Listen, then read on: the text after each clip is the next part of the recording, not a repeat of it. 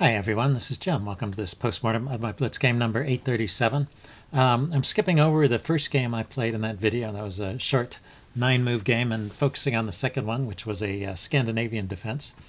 My opponent started off with e4, and I went with d5, so I chose to play the Scandinavian. My opponent took, and I played knight f6, which is the line I like to play. If you check it out, you see that queen takes d5 is the most popular move and probably the main line, but this is a reasonable way to play as well. And he went knight f3. That's also a reasonable response. d4 is usually played here, but d4 can also be played after knight f3. So I take the pawn, and then d4 is the main move right here. And here's where white plays an unusual move with c3. And it seems it's not really awful. There was a chess engine had some ideas about how to get the most advantage at this point, but none of them seem to lead. None of them seem to lead to a whole lot for black. Just some kind of opening advantage for white still. So even though c3 is a slow move, it's not as bad as I thought it was. I guess. Let's see. So I went bishop g4. To talk about some of the tries the chess engine. At first it liked this move c5. But as happened with each of these, once I put the move on the board, it started to find things for white, and it still thought that white ended up with an opening advantage. Other ideas are bishop to f5 and e6. And in fact, this e6 move is what motivated my idea of playing bishop g4, other than, of course, just going for that pin, which looks attractive. But you want to get the bishop outside the pawn chain a lot of times before you play e6, and that's kind of a natural move to shore up the center here. So anyway, the move I played, bishop g4, leaves white with an edge, but it's not a particularly bad move. Nothing especially wrong with it. So he went d4 now. I went e6. I went bishop e2. I went bishop e7. And he went to h3, kicking my bishop. So I think all this is reasonable play. I drop my bishop back, keeping the pin, and if the knight moves away, then I'll trade it off for the bishop. But this next move, I think, is a surprise. So I'd say this is the first move that's a bit questionable. I mean, you could certainly question the c3 move. It's a bit slow, but doesn't seem to be much of a handicap. But knight e5 is really just making life too easy for black, because it just lets me trade off this bishop, which is one of his good pieces. And you can see that I develop a development advantage. I get a development advantage later on in the game, and I think this is the start of it. So instead of knight e5, he could just castle. I would castle, and then c4 is the chess engine's recommended move. So that just shows that that c3 move was probably a waste of time, since he could have potentially gotten that c4 move in one move. But anyway, this is still okay for black, but a slight edge to white. After knight e5, definitely black has chances to equalize, and probably is equal. Let's see, so he took, I castled, he castled, and I went knight d7, so I'm just developing my pieces, and he went knight back to f3. A funny move, and now you can see that black really does have a development advantage, although white has more center control, so it's not entirely one-sided. If we look at this position, actually knight f3, somewhat surprisingly, was one of the engine choices. It was like the third or fourth choice of the engine's top moves for white here. Its top choice, though, was rook to d1, getting the rook into the game. Kind of a funny-looking move. Two, you really have to figure out how you're going to solve the problem of developing the queenside pieces, so that's what I'd be focusing on. One problem is this bishop doesn't have any great squares to go to. This is taken. Those two are covered by the knight, so it'll probably just get traded off if it goes to those squares. And here's not a very appealing square either, and that's in the way of the knight. So maybe what you should do is develop the knight first, get it out of the way of the bishop, and then figure out where to put the bishop. Another idea would be maybe to move the b pawn and put the bishop over here. But it's hard to believe that knight f3, even though the chess engine listed it as one of the moves, it's hard to believe that's the right way to play the game. Anyway, I went with c5 here, so I'm just going to try and put some pressure on that center. And he went knight bd2. Apparently, if he plays c4 here, this is still about equal. Kicking my knight, I'll probably just drop back to f6, and then he can develop this knight to a better square. And now I can take this pawn, he can take back, and this seems to be about an equal position. It looks about equal to me. He still has to develop his bishop, and it is my move, but he's got squares to put it on now. I could come out to g5, for example, now that my knight is back here, and he's got a good knight here on d4 for the moment. So anyway, seems like about an equal position to me as well. So he went knight bd2, and after this I think I have some kind of edge. I went with queen b6 here, getting my queen out, connecting the rooks, which is keeping some edge, but queen c7, according to the chess engine, is the most accurate move here. Maybe looking out at the king side as well as looking to some squares on the queen side. I thought when I played queen b6 that maybe I'd get some pressure on the center, but in retrospect, my knights aren't well positioned to support this idea of pressuring the center. This bishop could come here, but I would really like to have a knight on c6 at this point if I want to try and pressurize the center. So queen b6, he took anyway, and at first I wanted to take with the bishop, but I realized he would just play knight b3, and I would probably have to drop my bishop back. So I decided to take the knight, take with the knight, and if he plays knight b3, now I can just trade it off and win a pawn, so that's out.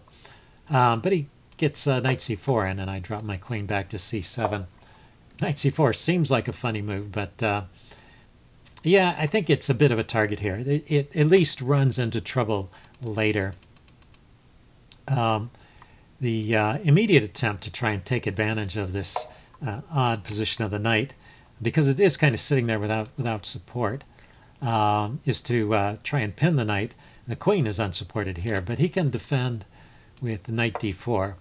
And chess engine gives a slight edge to black in this position, but not a huge edge. So I think it's probably okay here. Anyway, I just went back to c7, which is a fine square for the queen as well. And then he went knight f to e5, bringing this knight forward. So I played bishop f6, putting some pressure on that knight. And I'm already thinking of this idea of b5. b5 would win a material because this knight is needed to support this knight. It's under attack twice and defended twice. So white really needs to do something immediately about this threat. The top choices were actually knight f3 and knight to g4. I think of those two, just retreating the knight again, I like knight g4 as being a little more active, hitting my bishop there and probably forcing me to drop it back. So that's what I would play. But knight f3 was also given as one of the top moves by the engine. But the move that he played, b4, just doesn't work. And and the way I played knight takes c3 is one of the ways to refute it. Although it was the second choice. The top choice of the engine was actually knight a4.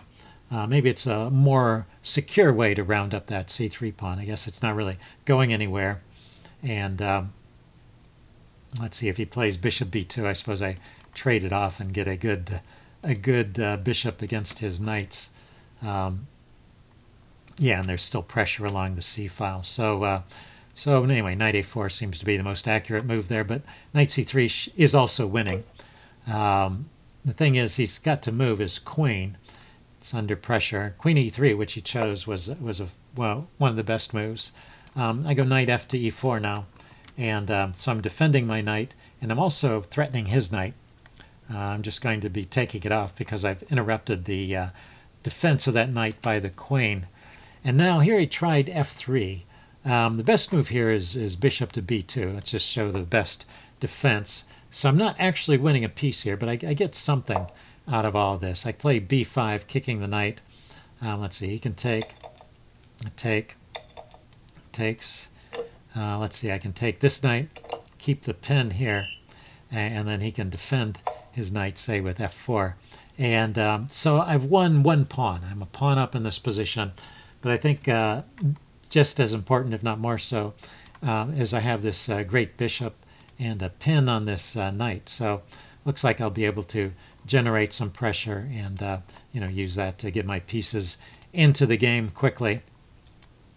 Maybe it's a better idea to harass these pawns on the queen side. I mean, the one thing I do have to worry about is my extra pawn is an isolated pawn. If I don't act quickly enough, then that might become a liability if he can organize his pieces and counterattack it. But it's a strength for the endgame, and this pin is a very strong asset in the middle game here, so it should be winning. Let's see. And that was with best play. He went with f3 here, and now I can just start taking things, and I do. I grab this knight, and he made another mistake by playing f takes e4. So he had to resign pretty quickly. But let's look at this best play here. And what I was expecting really was knight takes bishop, because after I take back, he can play bishop to b2, and I wasn't entirely sure in the game if I was going to be able to unwind, but actually I can unpin with the tempo by playing knight to d5, hitting his queen, and the chess engine gives this line: bishop takes queen as best play. This is the best play for both sides. Bishop takes queen, knight takes queen, rook to e1, threatening to get a piece back by skewering these guys, but knight to c2, forking the two rooks. Rook takes e4, knight takes rook, bishop takes. So at the end of that line, which the chess engine says was best play, I am up the exchange plus a pawn, which is a winning advantage in most cases. So that should be a win. The other lines seem to get white into trouble. I mean, kind of a natural move is think of ways that the queen could move and defend the bishop.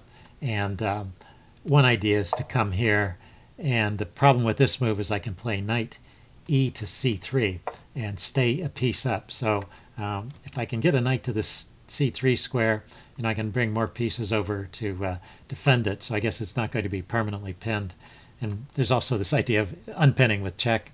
So it looks like this is a pretty good position, and I stay a piece up.